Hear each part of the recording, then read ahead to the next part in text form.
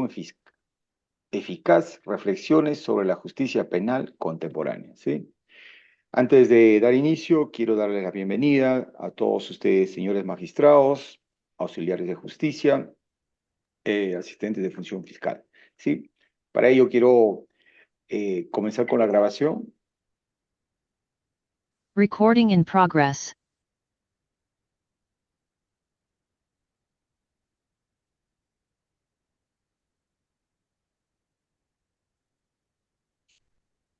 No sé si está grabándose.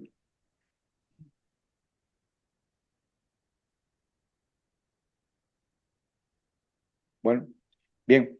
Bueno, antes de dar inicio, quiero darles la bienvenida, señores magistrados, señores auxiliares de justicia, asistentes de función fiscal.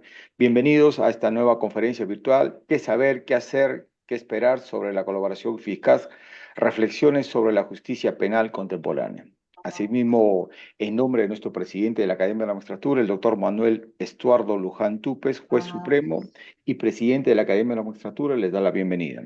Asimismo, de parte de todos los funcionarios de la Academia de la Magistratura. Por otro lado, honrado y nuevamente muy a gusto por tenerlo como docente al doctor Miguel Ángel Villalobos, caballero, quien estará al frente de esta conferencia, ¿sí?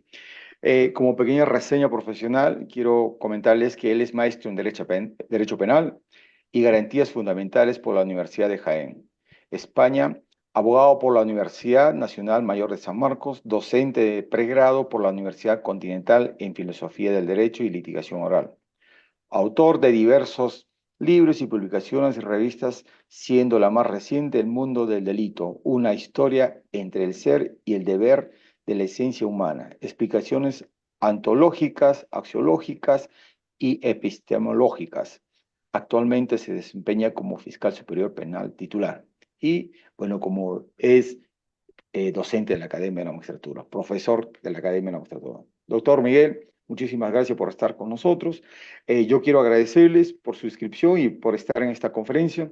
Mi nombre es Carlos Alberto Carnero Mirabal, quien les da la bienvenida y también, y cualquier consulta, por favor, ya tienen mi número de teléfono en los correos que les he dado la bienvenida. Gracias. Puede iniciar, doctor. Muy buenas tardes, con el doctor Carlos Carnero, coordinador del evento. Mi agradecimiento al presidente de la Academia por esta nueva oportunidad, en esta vez hablar de qué saber, qué hacer y qué esperar sobre la colaboración eficaz, reflexiones sobre la justicia penal. Antes de iniciar, me gustaría dar algunas palabras que nos lleven a la reflexión. El Perú está viviendo momentos de inseguridad ciudadana y también de proliferación de organizaciones criminales. Frente a ello, la figura procesal de la colaboración eficaz se ha vuelto sumamente oportuna y necesaria, en especial para el Ministerio Público, donde en base a esta colaboración eficaz puede desbaratar organizaciones criminales. Para ello es necesario revisar constantemente los cambios de legislación, no sin antes preguntarnos, como operadores de justicia, qué saber, qué hacer y qué esperar sobre la colaboración eficaz en un contexto de reflexión sobre la justicia penal contemporánea.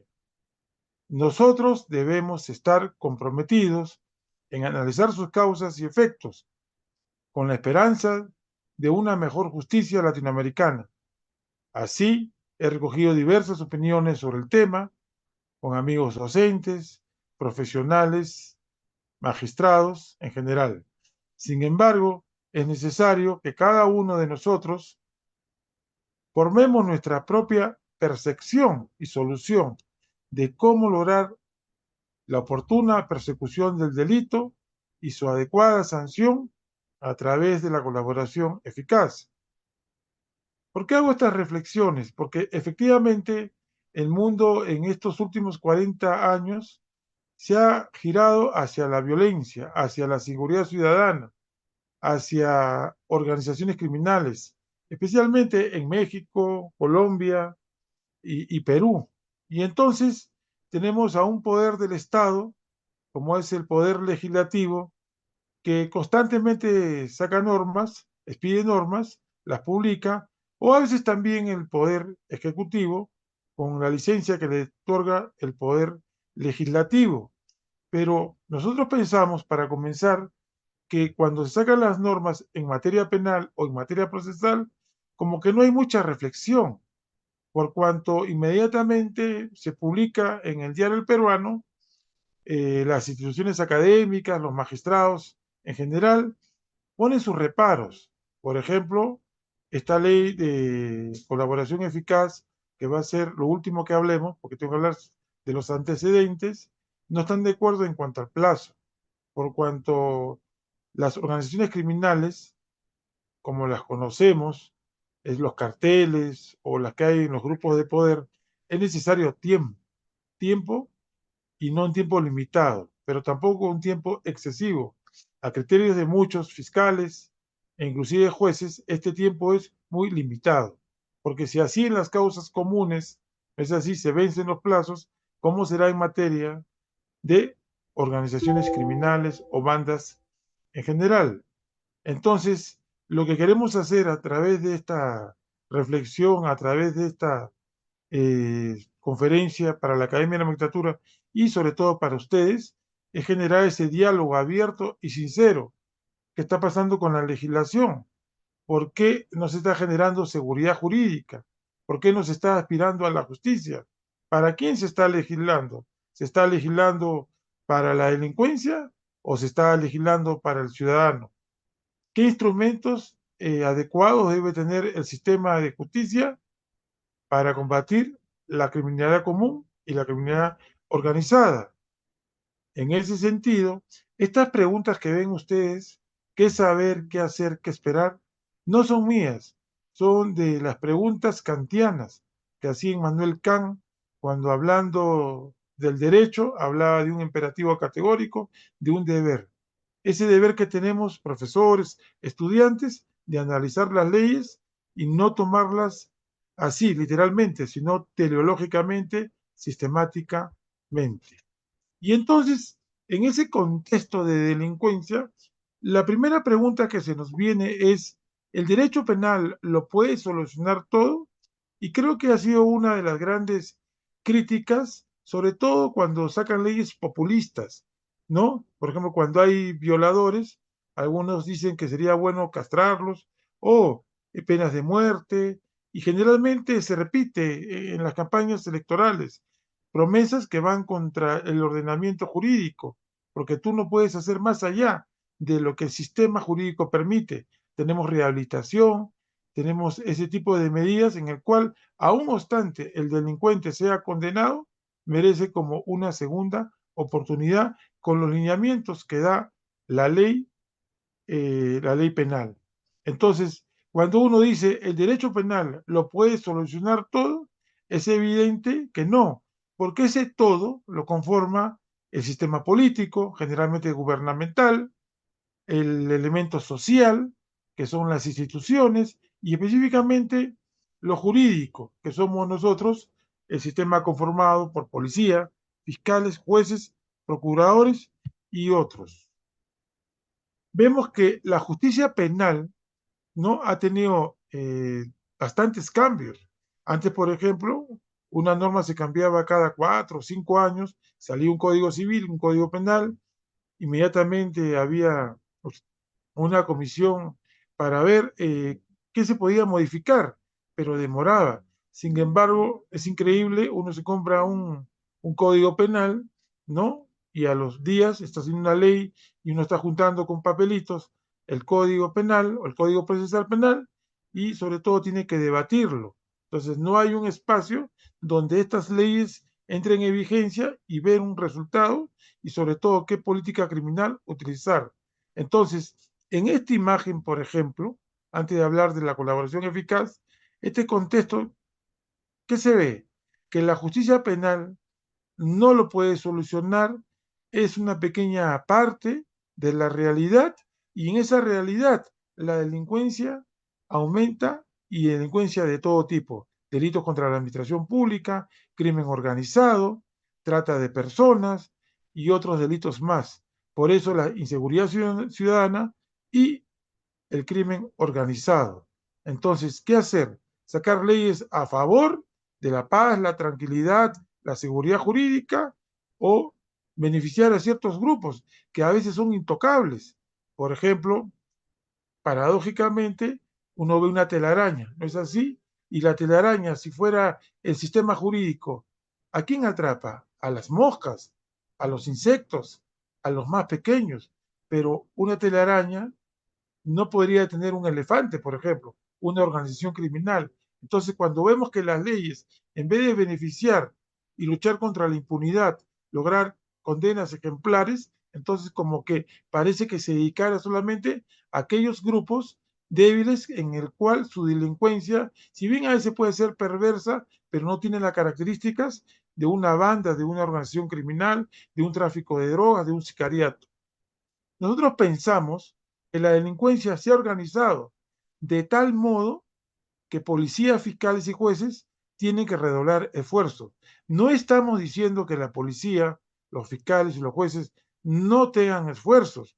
Sí los tienen, porque a pesar de las malas noticias, constantemente se detienen a diferentes grupos, pero desgraciadamente a veces no tienen un buen final, ¿no? Por decir, una gran familia como organización en el tiempo desaparece y se vuelve una mini familia, como ha ocurrido en muchos lugares. Entonces la solución es redoblar esfuerzos por todas estas instituciones, Policía Nacional, fiscales y jueces, y tienen que trabajar de manera coordinada para lograr los fines institucionales. Yo en un estudio que hice para la Fiscalía Superior en Brasil, en Ceará, yo vi que como tanto proliferaban, ¿no? Tiene diversos nombres. Y eso de poner organizaciones criminales o crimen organizado es como una felicitación. Es como decir que la sociedad está desorganizada. Y no es cierto, estamos nosotros, los profesionales del derecho. Entonces yo veo que como todos los días sale en Bolivia, en Perú, sale en Brasil, en muchas partes, esto ya no solamente son organizaciones criminales, sino son fábricas criminales. ¿Para qué?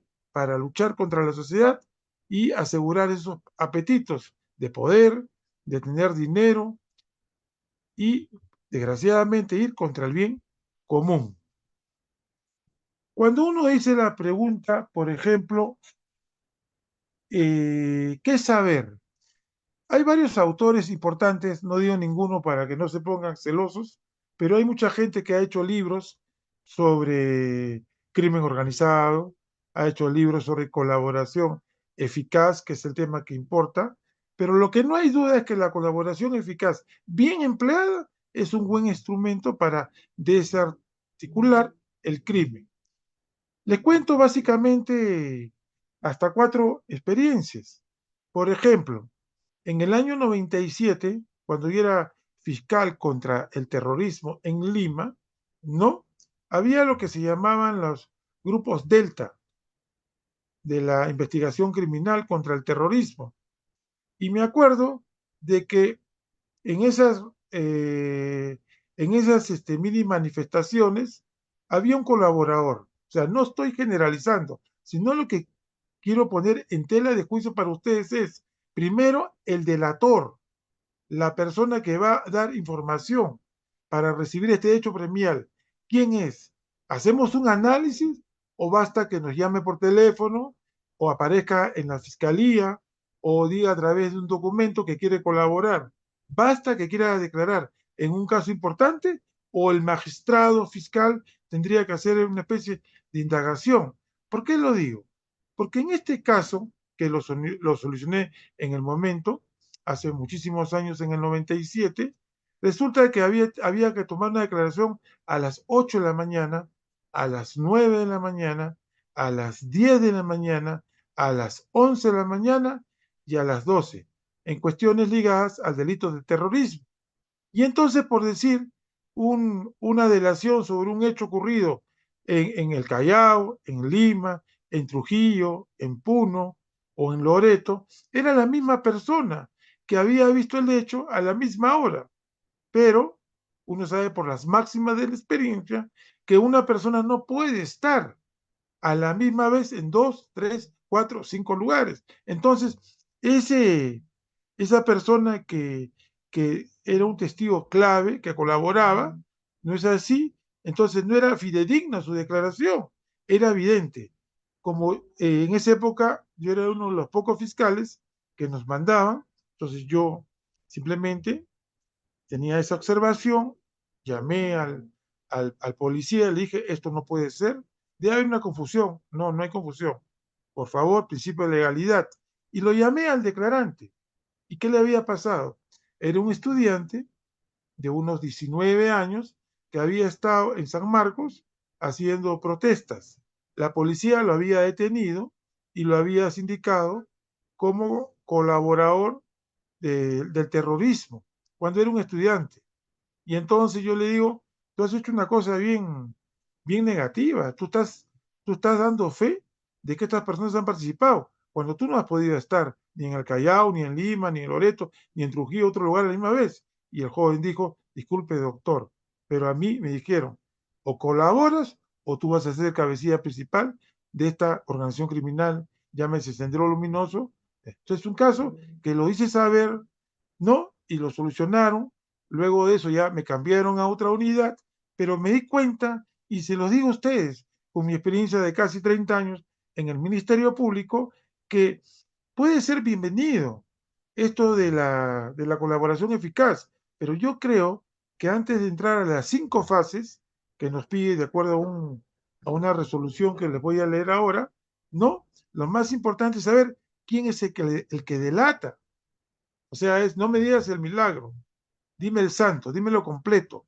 ¿Por qué? Porque no olvidemos que estamos viviendo en un Estado constitucional del derecho, donde la dignidad y la libertad son fundamentales en el sistema jurídico. Y si nosotros como magistrados no protegemos eso por tener un caso, ya sea muy importante, no, no vamos a sacrificar, no es así, a personas que de repente no son las idóneas para declarar, o como cuando una persona se encuentra en prisión y haría cualquier cosa por salir libre, inclusive declarar falsamente, ¿no? O sea, como dice Feijóo, no puede haber impunidad de la mentira. Y eso hay que cuidar, porque somos magistrados. Hay procesos urgentes y necesarios, pero cada prueba debe ser valorado personal y conjuntamente. ¿Cómo es? Pasaron los años y llegué a tener la oportunidad de ser fiscal de derechos humanos en la región Junín. Me acuerdo que en esa época, en el año 2003, habían creo unos 3 o 4 fiscales provinciales, ¿no? De delitos de derechos humanos. ¿Por qué? Porque cuando hubo la política de derrotar al terrorismo, hubieron excesos. Hubo una comisión de la verdad y la reconciliación. Nunca vi la reconciliación. ¿No es así? Y que, por ejemplo, para Junín nos daban 5 casos que eran para ellos importantes. Nosotros no hicimos como quiso la Comisión de la Verdad en el sentido de copiar y pegar. En esa época estaban los representantes de la Comisión de la Verdad. Le dije, yo soy el único fiscal de derechos humanos, pero yo no copio y no pego. Yo voy a analizar el caso y si es conveniente y adecuado con los principios.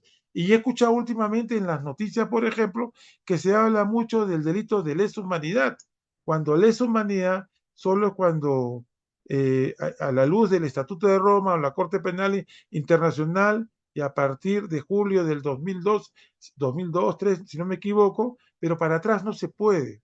Muchos fiscales utilizaron el término lesa humanidad, aunque se trataba de delitos concretos, homicidio calificado, lesiones graves. Felizmente yo tuve la atinencia de denunciar no por lesa humanidad, no es así, sino por delitos comunes, como debía ser, y ahora se sigue discutiendo sobre ese tema.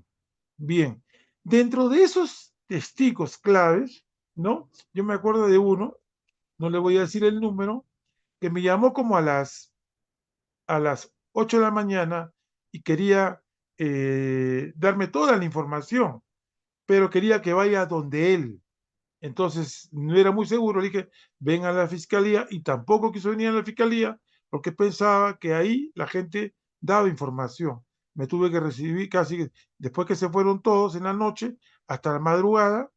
Y qué importante es esto de la colaboración. Ahora, antes vimos, por ejemplo, un delator que era negativo, lo hacía por necesidad. ¿No es así? Este delator más bien ayudó, porque se trata del caso de Pucará. Han pasado más de no sé cuántos años y el caso se sigue ventilando. Es el caso de que a 8 personas no las mataron en un lugar Pucará, cerca de Huancayo, creo que a 30 minutos, entraron 2 columnas, ¿no? De militares, escogieron una casa, a 2 chicas las dañaron, las mataron, a los otros 6 los llevaron al río y antes de ahogarlos, ¿no? Hicieron pintar como si fueran subversivos. Entonces vemos de que el colaborador, o sea, el que era integrante de este grupo militar, lo haría por un problema moral, por un problema de simplemente de tener los beneficios, porque logramos trasladarlo inclusive al Brasil, a él y su familia, porque tiene que tener un beneficio. Pero esas horas me dio los datos exactos de cada uno de los temas que me interesaba. Por ejemplo, había la teoría del hombre de atrás, por ejemplo. Se supone que había un ministro desde Lima que había coordinado para que vengan 2 unidades de militares, usaran pasamontañas, ¿no? Pero seguían con sus armas, ¿no es así? Y cometieron estos delitos y fueron juzgados y fueron sentenciados gracias a la colaboración de este informante. Entonces, nunca hay que ver, como diría el profesor Trasegnis en La muerte del legislador, ni blanco ni negro, sino hay que verlo de manera heterodoxa, ¿no? Siempre ver esas especies de información. No todo es mal en una persona, no toda información es negativa, pero hay que saber separarla y sobre todo acreditarla, porque el problema de la información del relator no está en tanto que la brinde, puede haber un poco de historia, un poco de realidad, sino que se acredite para acceder a este beneficio. En este caso, gracias a ese colaborador y con ese único colaborador logramos condena, no que aún siguen siendo de 20 o 22 años, pero sigue en la Corte Suprema con un recurso impugnatorio.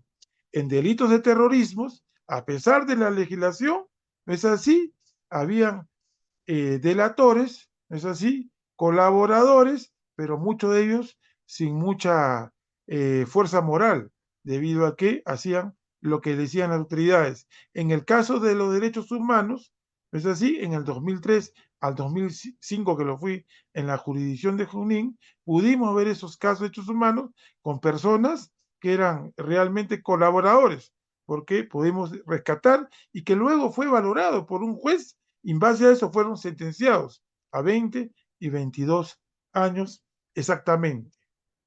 Luego, cuando vemos esto de la colaboración eficaz o simplemente los testigos que informan en base a un derecho premial, tenemos el famoso caso de los cuellos blancos. ¿No es así? Nosotros sabemos que, por ejemplo, al juez superior que se volvió colaborador, ¿no?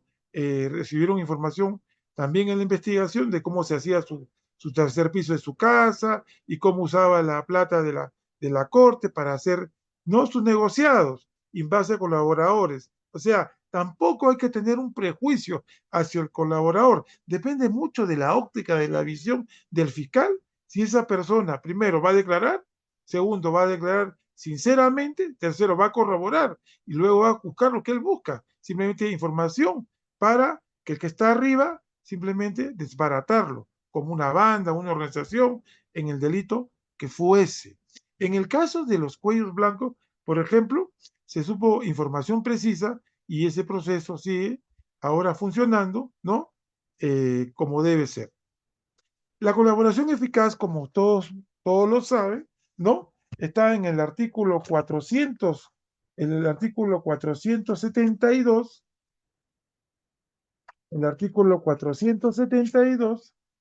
¿no? Y siguientes, 481A, que ha sido modificado en 3 artículos. De acuerdo a estos artículos de proceso de colaboración eficaz, ¿no? Vemos que es muy importante, por ejemplo, la solicitud, ¿no? El fiscal está facultado a promover o recibir solicitudes de colaboración eficaz y en su caso, cuando se planteen verbalmente, a levantar las actas correspondientes a fin de iniciar el procedimiento de corroboración y, si corresponde, a suscribir el acuerdo de beneficios y colaboración con persona natural o jurídica que se encuentre o no sometida a un proceso penal, así como con quien ha sido sentenciado en virtud de la colaboración que presten a las autoridades para la eficacia de la justicia penal. 2. El fiscal requerirá a los órganos fiscales y judiciales, mediante comunicación reservada, copia certificada o información acerca de los cargos imputados al solicitante. Los órganos requeridos sin trámite alguno y reservadamente remitirán a la Fiscalía requiriente la citada información. 3. El proceso especial de colaboración eficaz es autónomo y puede comprender información de interés para una o varias investigaciones a cargo de otros fiscales. La Fiscalía de la Nación dictará las instrucciones en relación a la forma en que dicha información debe ser compartida. La sentencia de colaboración eficaz es oponible a todos los procesos que se detallan en el acuerdo de beneficios y colaboración. 4.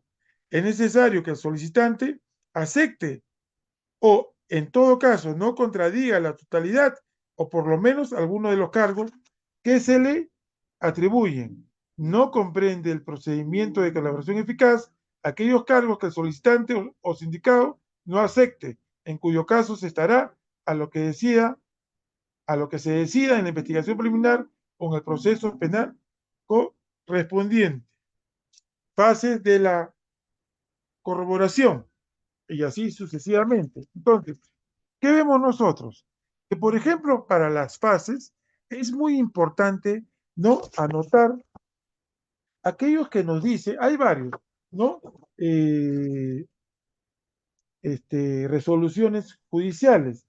Me parece que muy interesante es que la Corte Suprema de Justicia de la República, que es la máxima autoridad en el sistema de justicia, porque yo siempre he dicho, ¿no? También como profesor de litigación oral, que para ganar un juicio no puedes evadir ni las sentencias vinculantes, porque es la manera como piensan los jueces y cómo iluminan hacia abajo este tipo de criterios.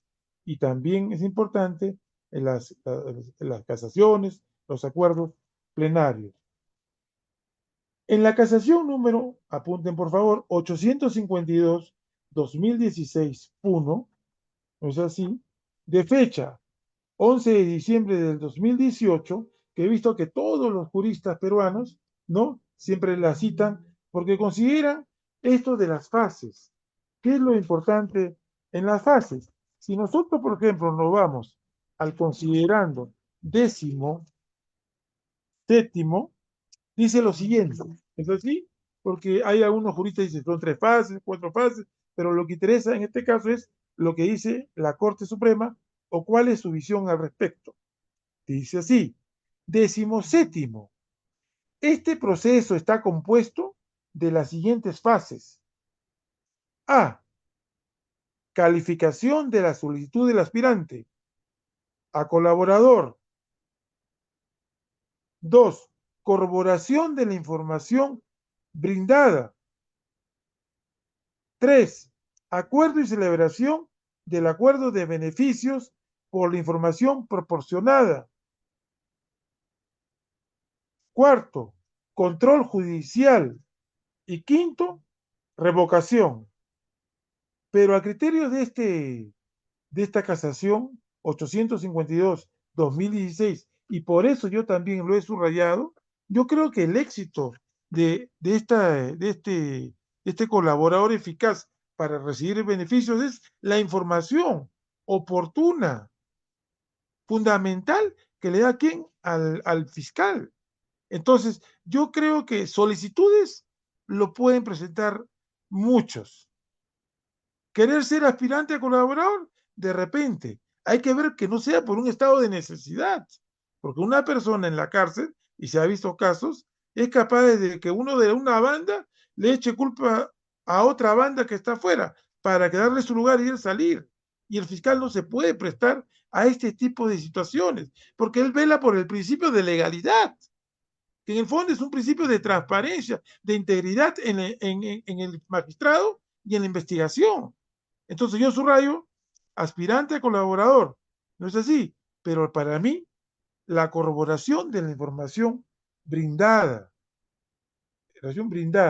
¿Por qué? Miren, por ejemplo, hubo un caso en la ciudad de Huancayo que se llamaba La Gran Familia, ¿no es así? Y era que se dedicaba a tráfico de terrenos.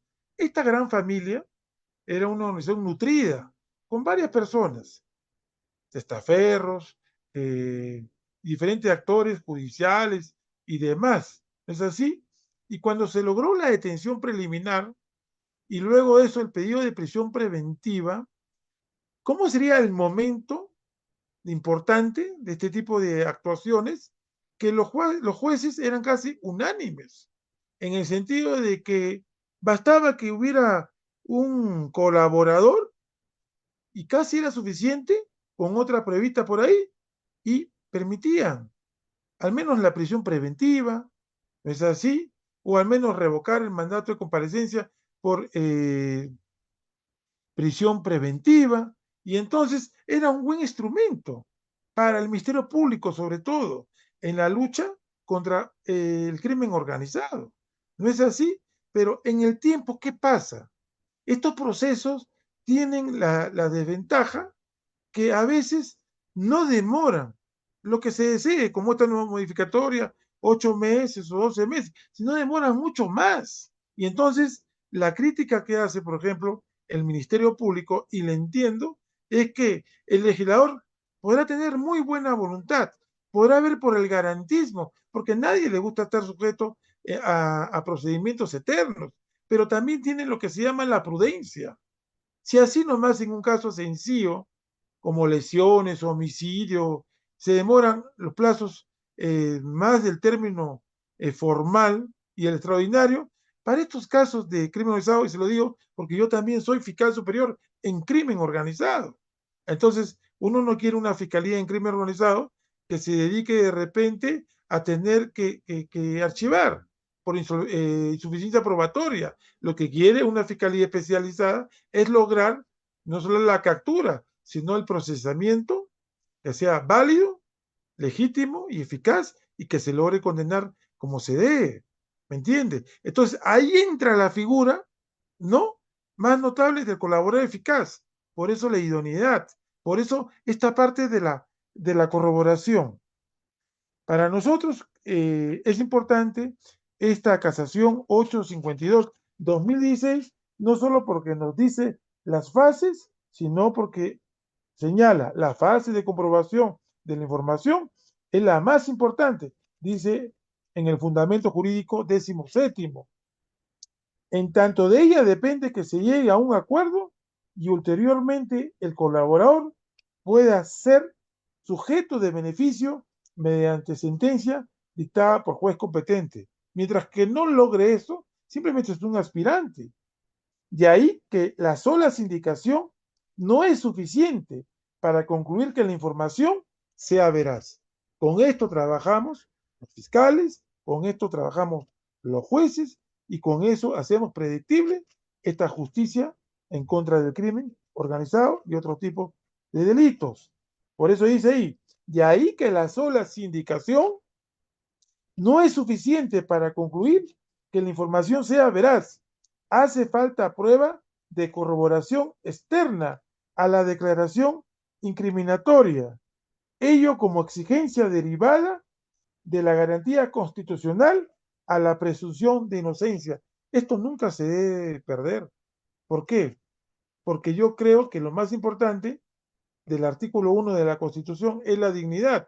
Y si el Estado o la sociedad quiere hacer algo por la dignidad de la persona, no tiene que mancharla. Y esta presunción de inocencia tiene que mantenerse. Nadie es culpable hasta que no se demuestre en un proceso y quede consentido, ¿no?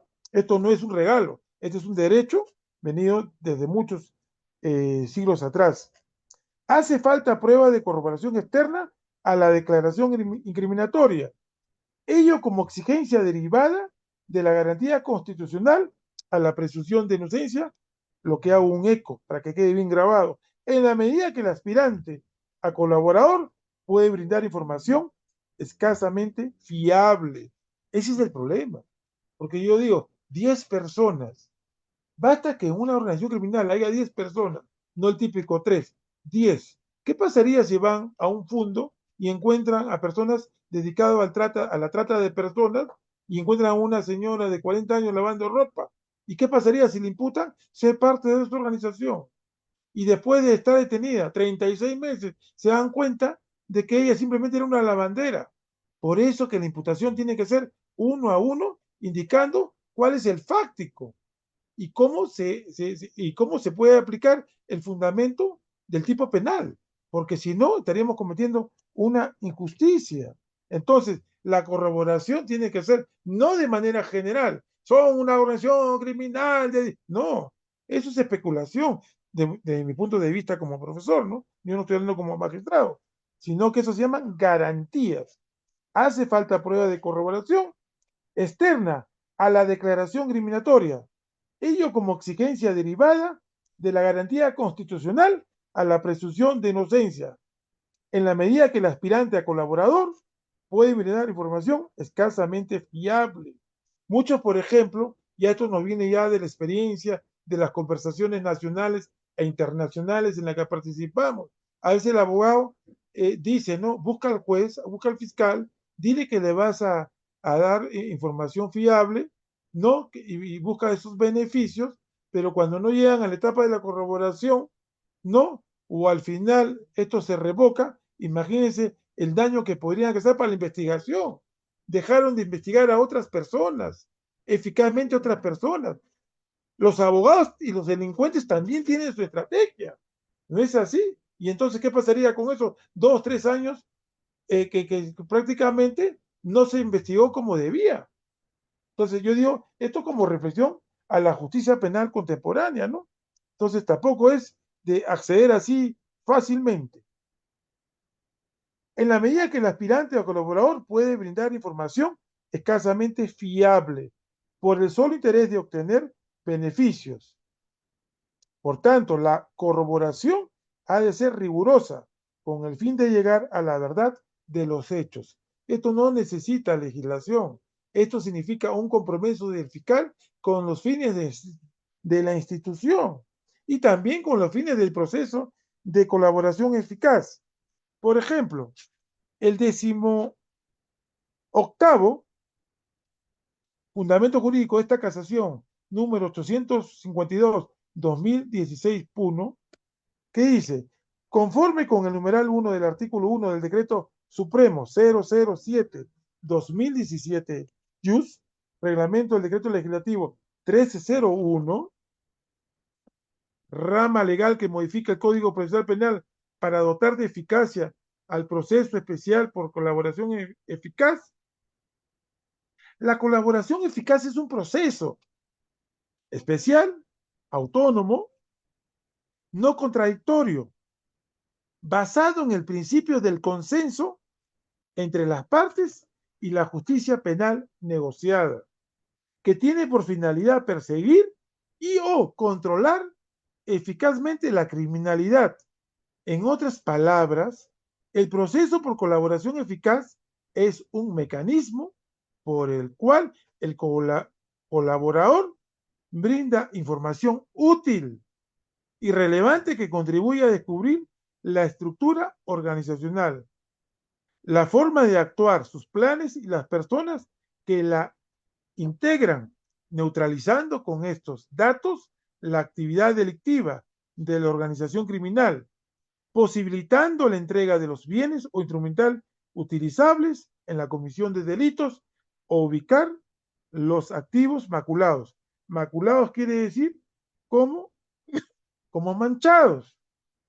Finalmente, porque hay mucho que ver en esta casación 852-2006, que simplemente le brindo a aquellos que no conocen o a los que la conocen una relectura para darle sentido a estos cambios que al final voy a hablar, señala lo siguiente en el fundamento jurídico 19. Este instrumento jurídico procesal, desde sus primeros antecedentes en el país, fue regulado en el marco de la política criminal adoptada por el Estado. Y esto de política criminal, a veces me pregunto, ¿no? Los congresistas o los que trabajan para el Ejecutivo y tienen permiso para expedir leyes, digo, ¿habrá un protocolo de política criminal de cómo lo tomará, por ejemplo, en el caso del Ministerio Público, cuando siente limitada sus facultades? ¿Es así? ¿Habrá tomado en cuenta cómo lo toma el órgano jurisdiccional? Si bien es cierto, son autónomos, imparciales y otros, como manda los principios de Mangalore, pero también el Estado tiene que entender que el Poder Judicial también necesita una actividad equilibrada en los procesos, tanto de la defensa como del Ministerio Público. Y el Ministerio Público sí necesita de tiempos prudenciales, no los establecidos necesariamente por el legislativo, que es ley, ¿no? Que se va a hacer, pero eso no impide que nosotros en la Academia de la Magistratura compartamos experiencias, diálogos para mejorar este tipo de normas, porque no se olviden que las normas, si bien es cierto, son interpretables y se argumentan, también pueden ser modificadas para bien. Y para eso, el Colegio de Abogados, el Ministerio Público, el Poder Judicial, la Academia, en sus capacitaciones, tiene que dar nuevos ángulos, perspectivas. Entonces, esto de política criminal adoptado por el Estado, no es decir que por política criminal, ¿cuál política criminal? ¿De cuál te refieres? Está en una planificación, en un instrumento, en un protocolo. El consenso de las leyes, que es tan importante, porque las leyes aparecen y desaparecen, y eso no puede ser así. Entonces sigue. Este instrumento jurídico procesal, desde sus primeros antecedentes en el país, fue regulado en el marco de la política criminal adoptada por el Estado, en principio para la lucha contra los grupos terroristas. Por eso que yo les hablaba de los antecedentes y cómo será una experiencia nomás, porque yo estuve mucho tiempo por ahí, ¿no? Y detecté, y en su momento hice que eso no prosperase, pero me di cuenta, por ejemplo, de que mucha gente a veces declara cosas que no son de ellos, están en el papel, y eso no es posible, salvo que estemos en un mundo de dictadura. ¿Es así? A los delincuentes se les combate, pero también con legalidad, con legalidad. Si hubiese sido así, no hubiera habido la otra etapa de los derechos humanos. Para luchar contra los grupos terroristas y luego para combatir el tráfico ilícito de drogas, los delitos tributarios y delitos contra la administración pública. Yo creo que la colaboración eficaz debe estar enfocada actualmente en los delitos contra la administración pública, porque hay demasiada corrupción y también específicamente en todo lo que sea criminalidad organizada. Continúo. Este proceso expansivo responde en su aplicación a su potencialidad para desestructurar o neutralizar organizaciones criminales. En este sentido, su finalidad, desde un plano general, es la identificación de los miembros y la desarticulación de las organizaciones criminales, evitando que estos operen y puedan seguir cometiendo delitos que les permitía incorporar a su patrimonio bienes de origen ilícito. Desde un plano específico, la finalidad de la colaboración eficaz se encuentra ligada al descubrimiento del delito, la identificación de los integrantes de la organización y los que intervinieron en el evento delictivo en calidad de autores o partícipes, así como el conocimiento de acciones futuras ya planeadas, evitando su perpetración y facilitando luego su sanción. Luego continúa con otros datos importantes del aspirante colaborador, haber abandonado voluntariamente sus actividades, admitir o no contradecir libre y expresamente los hechos en que ha intervenido o se le imputen aquellos hechos que no acepte, no formará parte del proceso de colaboración eficaz. Por último, presentarse al fiscal mostrando su disposición de proporcionar información eficaz, no falta, no mendaz, Esto implica que para dar inicio al proceso de colaboración eficaz, exista una iniciativa de parte motivada por una disposición de proporcionar información eficaz. El aporte de la información constituye requisito material. De los dos casos que yo les conversé, en el caso de terrorismo y en el caso de derechos humanos, lo puse a propósito para ustedes como una experiencia que les transmito, porque era medio dudoso la información que daban los informantes en el delito contra el terrorismo. Por eso muchos juicios después se anularon. Pero en el caso de los derechos humanos, en el caso Pucará al menos, yo he visto de que efectivamente existía un arrepentimiento, la delación se podía corroborar y tanto así que se logró una condena de derechos humanos. Entonces, ¿qué vamos a hacer en la actualidad? Por eso yo digo, ¿qué saber? Ya sabemos toda esta legislación. ¿Qué hacer y qué esperar, no? Y continuando con la exposición, he visto, por ejemplo, y lo lamento desde el fondo de mi corazón, he visto muchas tesis muy importantes, inclusive hasta doctorales, he visto yo trabajos que hacen los juristas independientes, que no digo su nombre para que no se ponga celoso, no hay muchos colegas que son juristas, yo también lo soy porque también escribo filosofía, pero he visto de que en el caso del derecho positivo se da lo que dice Julius Hermann von Kirchmann.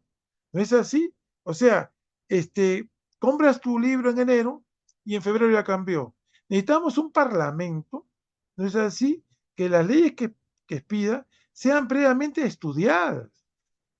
Un protocolo de política criminal debidamente estudiadas, porque con el derecho no se puede juzgar.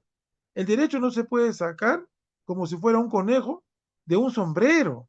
El derecho, la dogmática penal, tiene que ser muy útil. Acá, por ejemplo, estaba pensando para ustedes, ¿no? Yo pienso que el sistema legal debe recabar una imagen de seguridad jurídica y no de incertidumbre. Repito, el derecho penal tiene que recabar una imagen de seguridad jurídica y no de incertidumbre. Y eso es lo que percibe el ciudadano, ¿no es así? Y también nosotros los profesionales del derecho.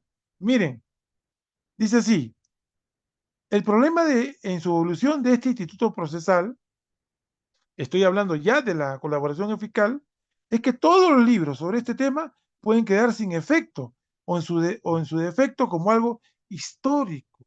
¿Es así?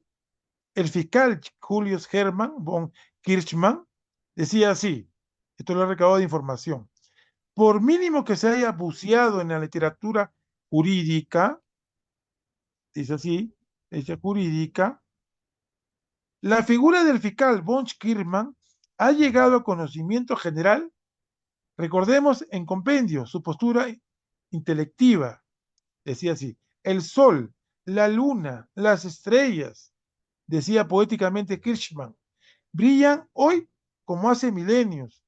La rosa sigue floreciendo, hoy como en el paraíso. El derecho, en cambio, ha variado con el tiempo.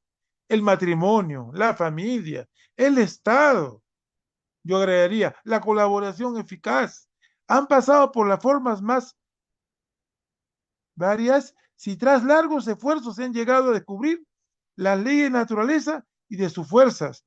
Esas leyes valen tanto para el presente como para los tiempos primitivos y seguirán siendo verdaderas en todo el porvenir.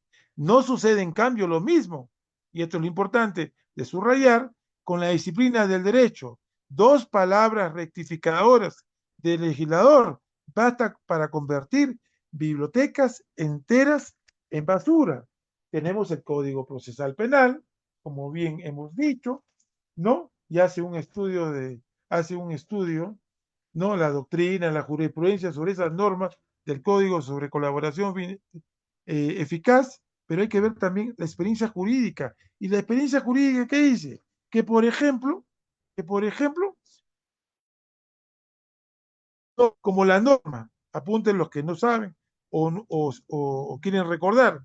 Primero, el decreto legislativo 1301, publicado el 30 de diciembre del 2006 en el diario peruano, que dice así: decreto legislativo que modifica el Código Procesal Penal para dotar eficacia.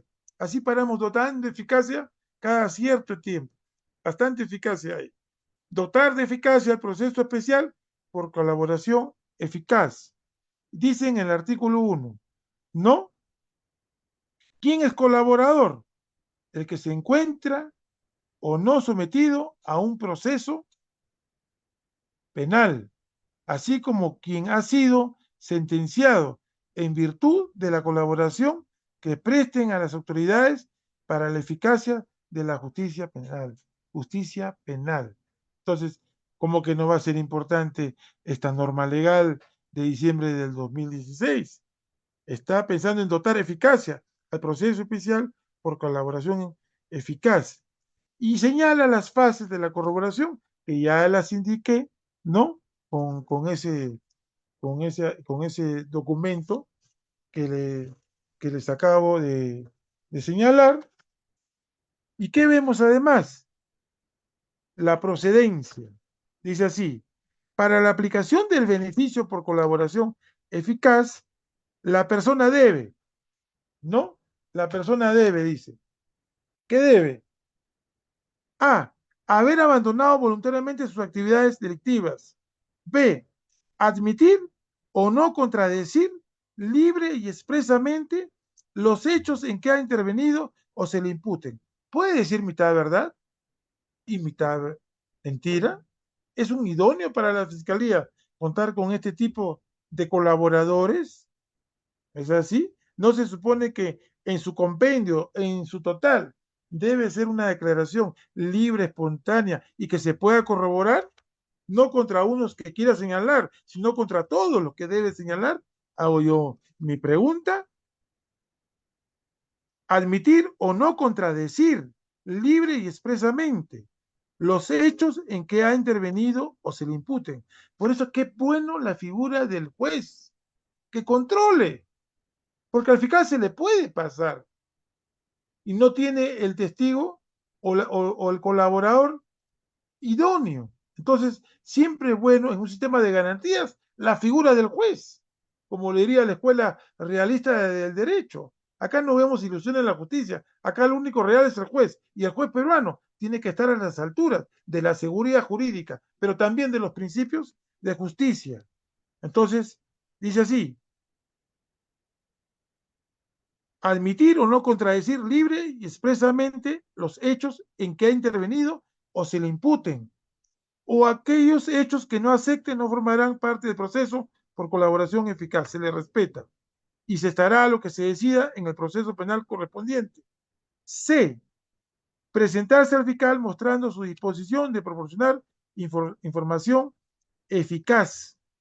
Los delitos que pueden ser objeto de acuerdo son asociación ilícita, terrorismo, lavado de activos, delitos informáticos, contra la humanidad, trata de personas y sicariato, para todos los casos de criminalidad organizada previstos en la ley en la materia, porque como dicen muchos juristas, la colaboración era para ellos, para lo grande, no para las moscas, sino para los elefantes, figurativamente hablando, para las organizaciones criminales que pueden ser minar a un gobierno. Pero bueno, se expandió, se expandió.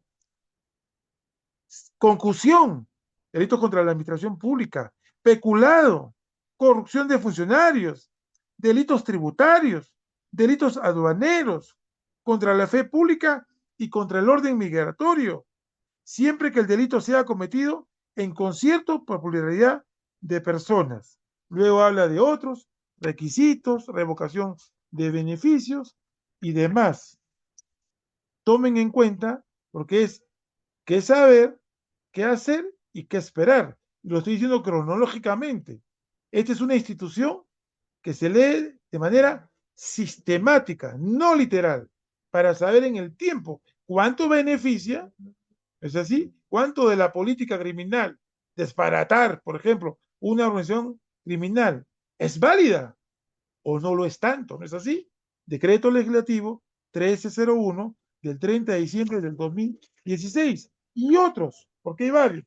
Por ejemplo, el Decreto Supremo número 007-2017, JUS, Decreto Supremo que aprueba el reglamento del Decreto Legislativo número 1301, Decreto Legislativo que modifica el Código Procesal Penal para dotar de eficacia al proceso especial por colaboración eficaz. Simplemente lo señalo, ahí podrán ver, por ejemplo, también las fases de la calificación, colaborador, solicitud, corroboración, ¿es así? Eso está para leer. O, por ejemplo, otro instrumento importante, el instrumento general número 1-2017, MPFN, del Ministerio Público Fiscalía de la Nación, actuación fiscal en el proceso especial de colaboración eficaz. Y si ustedes están en el Google, ustedes lo ven, ¿es así? Ahí está todo el proceso, la solicitud, la obtención de información, la corroboración de la información, la participación del agraviado y procurador público, el convenio preparatorio, la fase de negociación, el acuerdo de beneficios y colaboración eficaz, porque ellos gratis no lo hacen, control y decisión jurisdiccional, ejecución de la sentencia probatoria, registro del proceso de colaboración eficaz y denuncia por revelación indebida. Este es un instrumento del Ministerio Público. Y llegamos también, ¿no?, a otras leyes, por ejemplo, esta que dice así, ley número 31, acá estamos por si acaso, acá estamos, en la ley número 31-990, ley número 31-990. A ver, acá estamos. En esta ley, que es la que prácticamente motiva nuestra ocupación, no preocupación, yo nunca me preocupo, me ocupo. Es así, hay que darle desde la Academia de la Magistratura, ¿no?, una revisada, porque ese es el objeto de estudio de las normas del derecho positivo. Se nadó tanto, se hizo tanto, se escribió tanto, pero el jueves 21 de marzo del 2024, no, el Congreso de la República, el Poder Legislativo, publica la ley número 31-990, ley que modifica los artículos 473, 476A y 481A del nuevo Código Procesal Penal, a fin de fortalecer el proceso especial por la colaboración eficaz. Y, por ejemplo, cuando se modifica, es así, es para que lo lean detenidamente, y acá dice, fase de corroboración, recibida la solicitud, el fiscal podrá disponer el inicio del procedimiento por colaboración eficaz. Finalmente, ¿es proceso o es procedimiento? Bueno, ordenando las diligencias de corroboración que considere pertinentes para determinar la eficacia de la información proporcionada. ¿Es así? O sea, insistimos, lo más importante aquí simplemente es la fase de la corroboración. Si no, se estaría pidiendo tiempo en esa parte de la investigación. Recibida la solicitud, el fiscal podrá disponer el inicio del procedimiento por colaboración eficaz, ordenando las diligencias de corroboración que considere pertinentes para determinar la eficacia de la información proporcionada.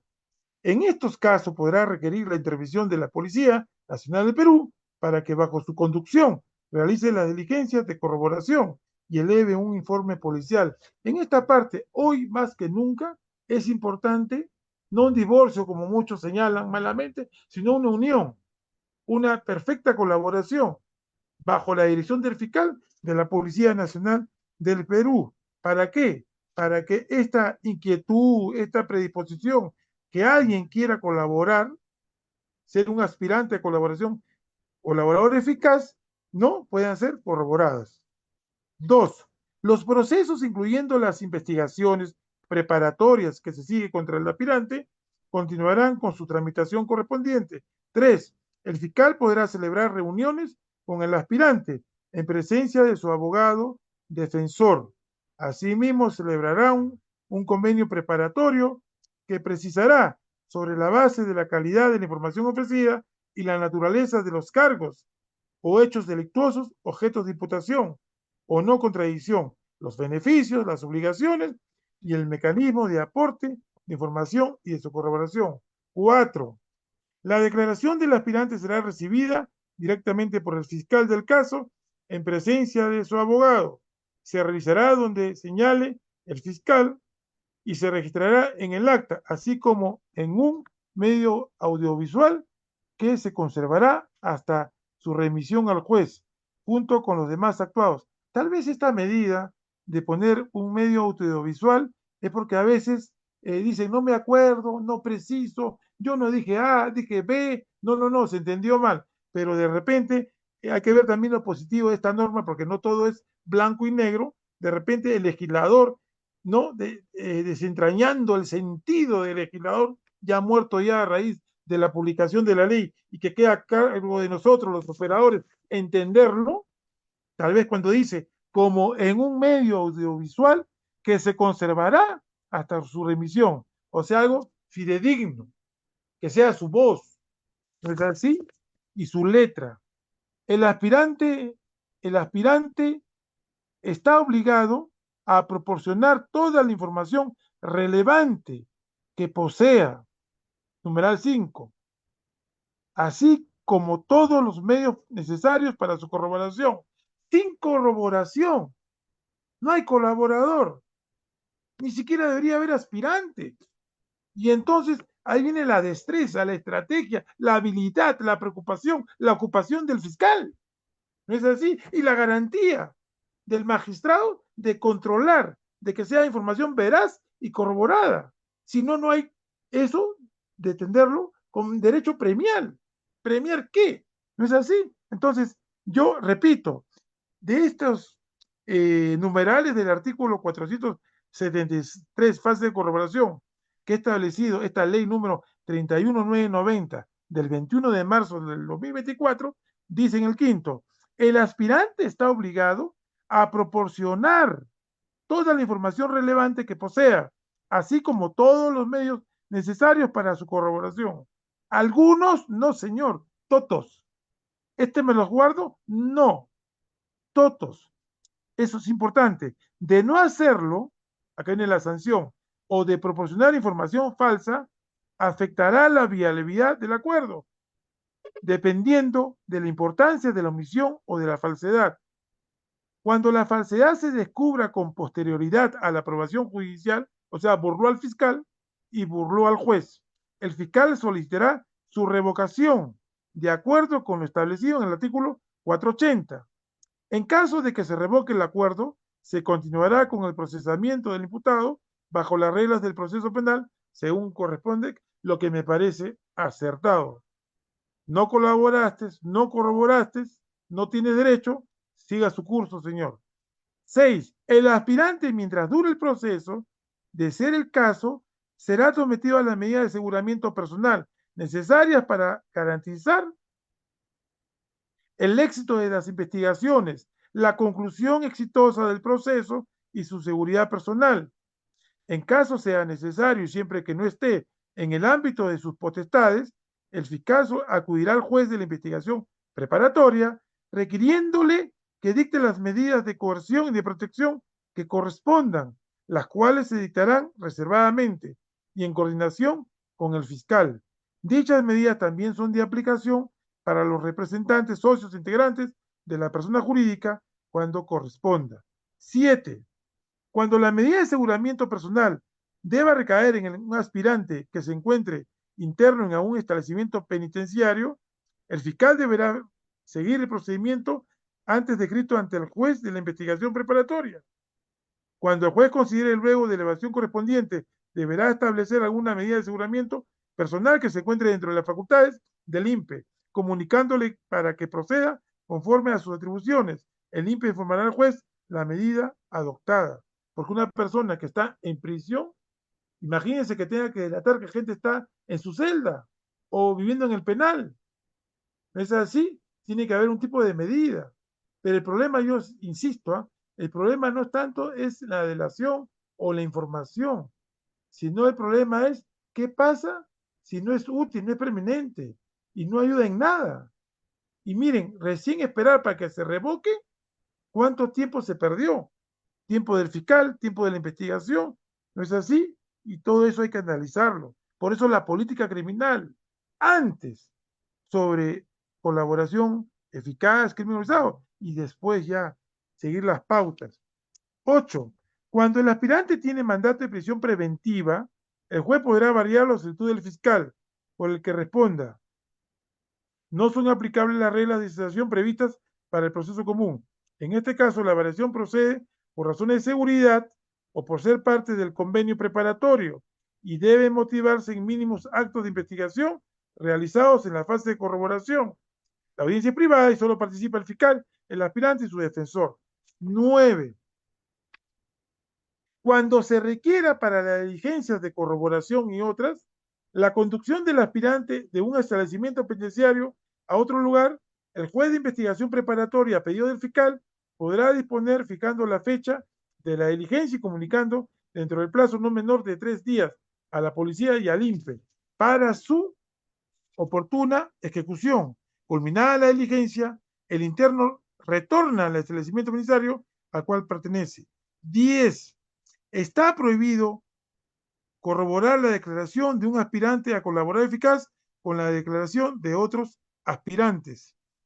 11. Y este es el punto medular donde muchos se han pronunciado en el sentido de que los plazos no son los adecuados. Como yo les decía, hay fiscales sobre todo y magistrados en general que dicen que esto permitiría impunidad. ¿Por qué? Porque no están dando el tiempo adecuado la legislación para investigar sobre todo en materia de criminalidad organizada. Veámoslos literalmente y luego hagamos la interpretación en ese contexto. El plazo de la solicitud hasta la colaboración del acuerdo de beneficios y colaboración eficaz o su denegación será máximo de 8 meses por causas justificadas. El fiscal podrá prorrogar dicho plazo hasta por 4 meses. En caso de crimen organizado, la prórroga será hasta por 8 meses. Cumplir el plazo, el fiscal procederá conforme a lo previsto en el artículo 477 del presente código. 12. El fiscal provincial superior o supremo a cargo de la investigación, según corresponda, tiene el deber de proteger el secreto o reserva de la totalidad del proceso de colaboración eficaz y el contenido de las declaraciones de los aspirantes a colaboradores.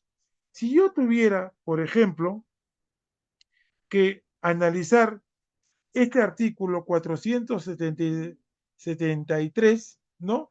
Ya no hablaría de la fase de la corroboración, porque ya lo hemos dicho anteriormente, que son 5 fases, sino yo vería el tema, por ejemplo, del 5, la obligación de proporcionar información relevante. ¿Quién dice que es relevante? El Ministerio Público, así como todos los medios necesarios para su corroboración. Yo creo que esto es adecuado. En el numeral 11, el plazo desde la solicitud hasta la celebración del acuerdo de beneficios y colaboración eficaz será máximo de 8 meses y podrá prorrogarse hasta 4. En verdad, por los casos que yo he visto en crimen organizado que tienen años, 3, 4, 5 años, yo creo que en realidad es un término que no es adecuado. Además que los fiscales manejan una variedad de casos complejos, ¿no? Yo creo que se le va a pasar el término. Yo me acuerdo, por ejemplo, como un antecedente, cuando salió la famosa prisión preventiva y los 9 meses. Los jueces daban a solicitud del fiscal 9 meses. Cuando pasó el tiempo, lo bajaron a 8. Y he visto jueces que hasta 2 meses. Y entonces yo digo, en 2 meses tú puedes ver una violación, puedes conseguir la prueba, puedes actuarla en un juicio oral y otros, esa gente va a salir libre, ¿entiendes? Y ahora, en un proceso complejo, como dice acá, de crimen organizado, que será la prórroga hasta por 8 meses, ¿no? La verdad, yo coincido que es un término no adecuado si se quiere lograr la lucha eficaz contra la delincuencia en general. ¿Es así? Por eso que ya lo que me ha pasado, es más, espero, la parte la espero, que se rectifique, pues, al menos en la parte de los plazos, que se entienda el rol del Ministerio Público. ¿Es así? Y la importancia de no utilizar estos mecanismos importantes que permiten un derecho premial con gente presionada, coaccionada, en situaciones al límite, que a veces tengan que dar una información que no es precisa, no es relevante y perjudican todo un procedimiento. ¿Para qué? Para que se permita más tarde una imagen, una mala imagen de las instituciones procesales penales en el Perú, que finalmente harían que la delincuencia se fortalezca, se organizase más, ¿no es así? Como las fábricas criminales, organizaciones criminales que he dicho. También es importante esto, el numeral 12, cuando dice el deber de proteger el secreto reserva de la totalidad del proceso de colaboración eficaz, porque inclusive hay gente que hasta publica todos estos procesos. Bueno, después del término será, ¿no? Aunque lo borre. Yo creo que por delicadeza, estos acuerdos, estas reservas deben mantenerse hasta que se termine el proceso. A veces la prensa no sé cómo lo logra y tiene más información, ¿no? Que a veces que el mismo fiscal. Bueno, eso yo creo que hasta ahora, Carlos, creo que me he pasado un poco, pero estoy en las preguntas, si no, yo redondeo al final. Gracias, Carlitos.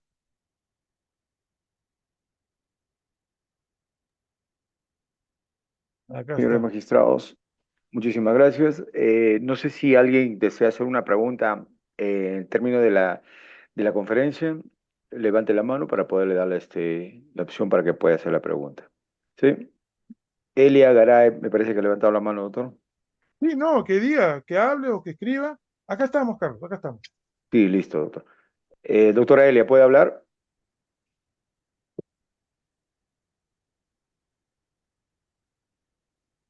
Hola. O si no que lo escriba, Carlos, no hay problema. Sí, ¿puede hablar, doctora Elia Garay? Ya tiene acceso para que pueda hablar, por favor. Sí, puedo hablar. ¿Me escucha? Gracias, gracias. Sí, participe, Doctora, por Buenas favor. bienvenida, le noches. escucho. Gracias, doctor. Ante todo, felicitarlo por la lúcida exposición. Mi nombre es Elia Garay Basilio, desempeño el cargo de fiscal provincial de Tingo María. Doctor, le quería preguntar por cuanto quien habla tiene algunos casos de colaboración eficaz. Entonces, desde el año pasado hasta este año, estoy llevando algunos casos. Tengo felizmente ya una sentencia de colaboración eficaz y en ¿En qué torno a ello tengo delito? algunas dudas y en ¿En qué torno a delito? ello en torno a ello tengo algunas dudas. Doctor, ¿en qué delito? Para dar el contexto Sí, a lo demás. sí, sucede que se trata de un aspirante de colaboración eficaz que ha sido sentenciado por lesiones graves. Y él, en su calidad de sentenciado, ha solicitado ser colaborador eficaz en el tráfico de drogas. Entonces, entonces se ha dado esa solicitud inicial que usted nos ha dicho, luego se ha dado la, la declaración de él. Antes no se exigía pues la participación del abogado y tampoco que la diligencia sea grabada, pero con la modificatoria, ahora ya en esta última colaboración eficaz, que es otro proceso, ya se ha hecho el procedimiento con participación de abogado e inclusive grabando. Ahora, le cuento de este primer caso. Le cuento de este primer caso. Le Lo que escucho. sucedió después de la delación del aporte de información es que se dio en la práctica, se materializó los hechos, el operativo de interdicción al tráfico de drogas y se detuvo a las personas que estaban efectuando pues microcomercialización de drogas o tráfico de drogas. Luego de eso, lo que siguió es, bueno, la investigación de ese delito, hubo detenidos, como le cuento, incautación o comiso de droga. Luego de eso, lo que siguió fue un acuerdo con la fiscalía, con la finalidad de que él, pues, tenga el beneficio de exención de pena por el delito de lesiones graves. Finalmente, ya en audiencia de colaboración eficaz, lo que se expuso fue precisamente esta situación que les acabo de contar, lo cual concluyó felizmente con una sentencia de colaboración eficaz en la que el colaborador fue exento de la pena de lesiones graves. Ahora, la pregunta está en la siguiente. ¿Qué es lo que en concreto hace el fiscal en la fase de corroboración? Porque esa parte como que no lo he podido percibir mucho, solamente lo he percibido en el sentido de que sí se ha dado el operativo de interdicción al tráfico de drogas, se ha logrado la detención y sí han estado las actas. Eso yo lo he corroborado, sí, he leído las actas. ¿Es esa la fase de corroboración de la información? Por ejemplo, ya, muy buena pregunta. Gracias, doctora. Miren, le voy a responder, pero previamente le voy a hacer un previo. Por ejemplo, ¿qué hay que entender del proceso de colaboración eficaz? ¿Y por qué se le está criticando sobre todo a esta norma del 21 de marzo del 2024?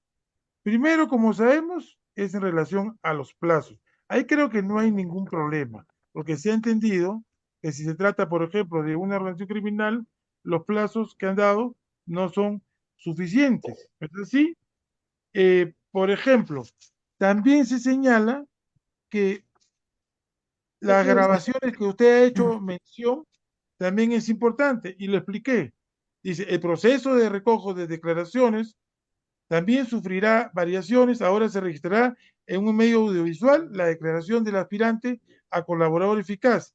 Este será recibido directamente por el fiscal del caso. Espérate, hay alguien que está, a ver, un ratito acá, listo. Ahí lo apago. Ya está. Ahí, Carlos, creo que alguien está ahí interviniendo. Ya está. Dice así, grabaciones, ¿no? De mi punto de vista, yo creo que más bien la grabación es una garantía, ¿no? Para que efecto no diga me olvidé y después se contraía.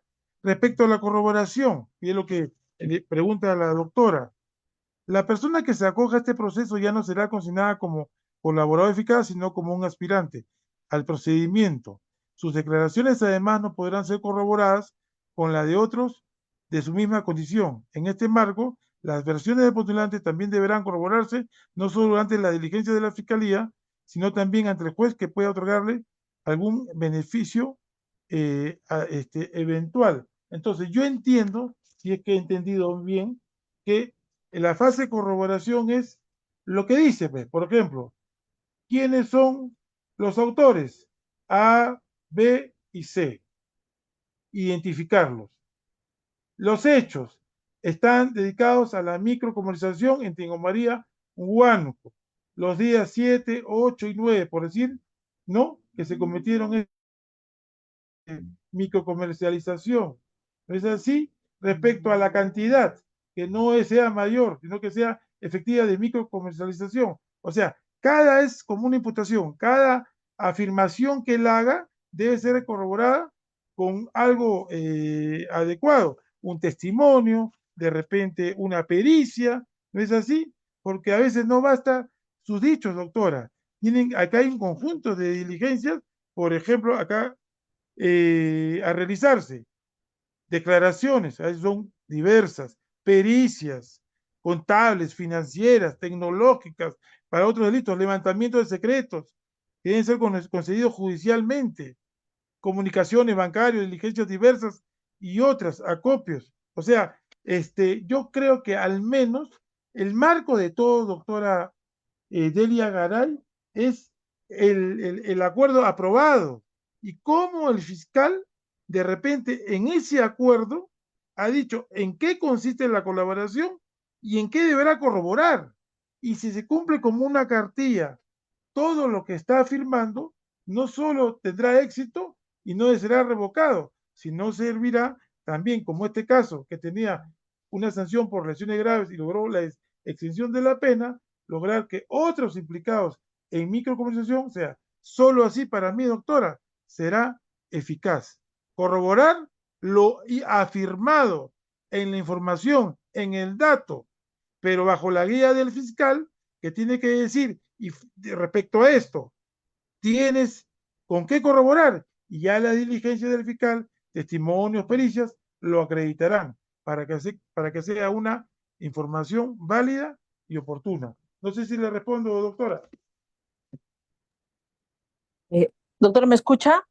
Sí, le escucho. Ya. Sí, doctor, le agradezco por la respuesta.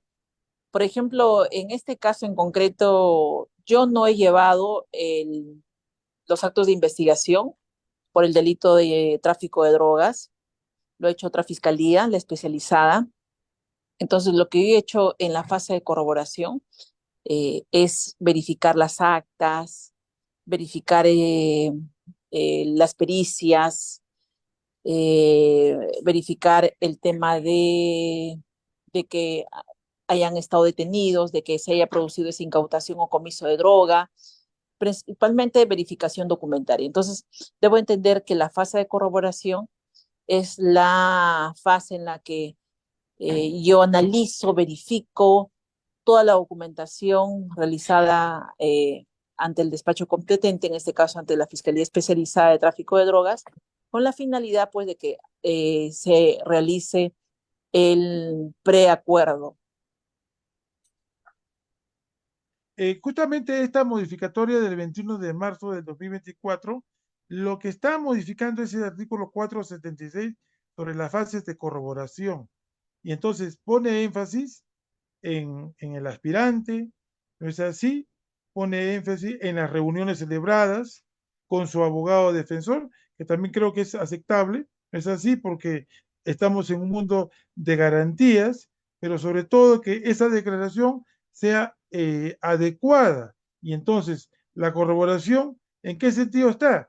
De que en un proceso pueda tenerse como cierta, como válida y no mendaz, respecto de repente a estructurar una banda de tráfico de ilícito de drogas o de otro tipo de delitos contra la administración pública en general. Yo creo que esa es la finalidad. Es así, que sea útil en su momento para condenar en base a esa colaboración a otras personas, ¿no? Vinculadas, por ejemplo, en su caso, como en ese delito de tráfico de drogas, microcomercialización, doctor.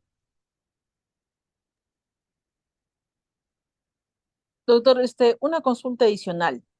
Sí, El tema de bien. el tema de la competencia de los fiscales, por ejemplo, yo trabajo en la segunda Fiscalía Provincial Penal Corporativa de Leoncio Prado y la competencia pues de nosotros está delimitada.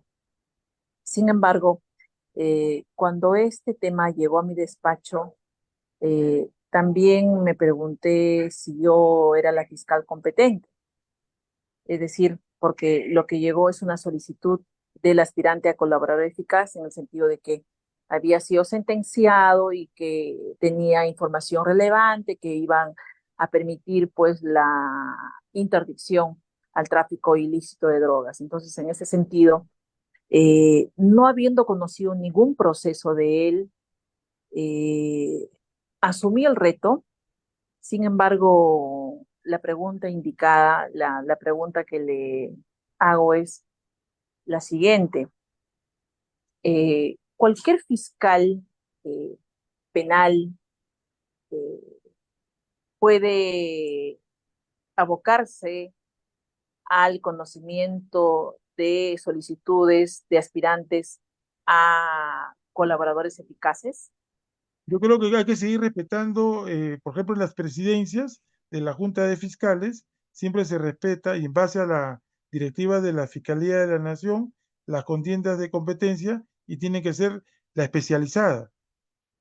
Yo creo que tiene que conocer las especialidades. Si es tráfico de drogas, la especializada en tráfico de drogas. Para eso están las contiendas y en último caso, que si se le ven en consulta, que define el fiscal superior competente, doctora. Pero para mi criterio, no, la solicitud puede ingresar donde sea, pero debe conocerlo el fiscal especializado, creo. Si se trata, por ejemplo, de desbaratar una organización de tráfico ilícito de drogas. Ese es mi criterio. Ya. Doctor, por ejemplo, en este tema, si lo conoce, en Tingo María hay una fiscalía especializada en tráfico de drogas. Por ejemplo, el tema que se descubrió, que se investigó gracias a los hechos aportados por este aspirante a colaborador eficaz, lo conoció esa fiscalía. La de Entonces, tráfico. no que, ajá, y lo iba a conocer por el lugar donde se materializó el hecho. Entonces, ¿usted no cree que habría, mejor dicho, una incompatibilidad eh, de que este colaborador eficaz ingrese esa solicitud en la Fiscalía Especializada de Drogas, teniendo en cuenta de que ese fiscal también va a ser el que va a conocer el hecho que se va a develar gracias a la información que él va a aportar? Bueno, usted sabe que el Ministerio Público tiene su estructura y está bien claro, bueno, hasta donde yo sé, que cuando hay contienda de competencias, por ejemplo, entre una común y crimen organizado, subsume crimen organizado. De acuerdo a las directivas también que dan por ejemplo, en el fiscal superior nacional de crimen organizado da sus pautas, ¿no? Y ya establece una directiva sobre competencia. Me parece que también podrían tener las otras fiscalías especializadas, pero de acuerdo a la especialidad, yo creo que es donde ese colaborador de repente va a ser útil su declaración y en este caso concreto de usted, Tengo María, si hay esa duda, que lo fije el fiscal superior competente. No se olvide que el Ministerio Público es uno, pero cuando hay esto de que una fiscalía común no quiere recibir porque es tráfico de drogas, o la de tráfico de drogas dice no, de acuerdo a los hechos, común, que defina finalmente el criterio es del fiscal superior competente, doctora. Y eso es lo que se tiene que hacer jerárquicamente. No sé si me puedo entender. Sí, completamente, doctor. Le agradezco por todas las absoluciones. Espero que le Un haya servido. abrazo. Ya está, Excelente, gracias. ya listo. Carlitos, ¿no? Dime.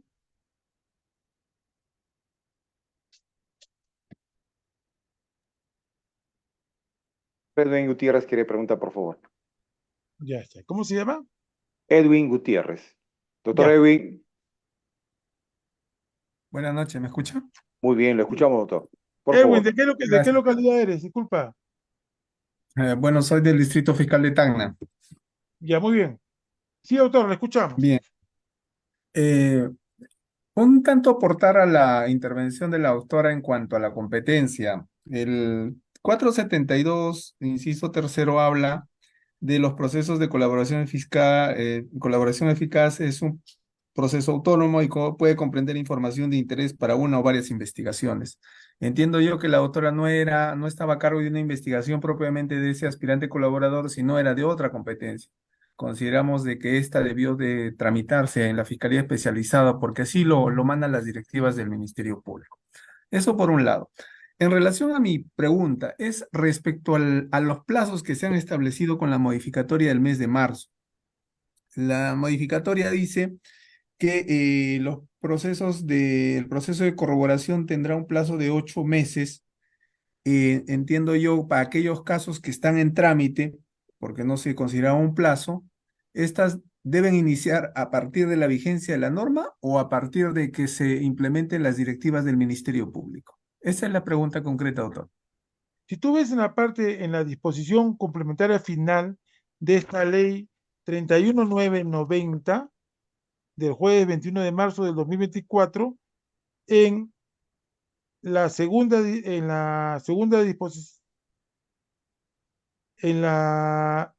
disposición, proceso de colaboración eficaz en trámite, dice acá. ¿Es así?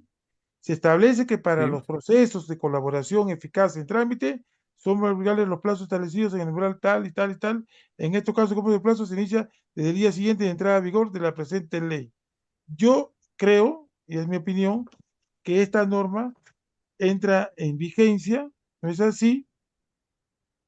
Como dice acá, el Poder Ejecutivo, a propuesta del Ministerio Público de Justicia y Derechos Humanos, en el plazo no mayor de 30 días hábiles contados a partir del siguiente de la publicación de esta norma, adecúa el reglamento del decreto legislativo 13.1 a las disposiciones contenidas en la ley.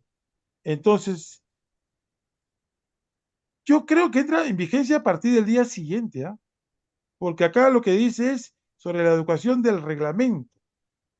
O sea, qué interesante, ¿eh? Es una muy buena pregunta que me has hecho. Yo creo que es a partir del día siguiente de la publicación, pero si estamos a esta disposición, también podríamos tener una interpretación, ¿no es así? Que sería a partir luego de este plazo de los 30 días, creo yo, ¿no? Pero si usamos al derecho en general, es a partir del día siguiente, ¿no?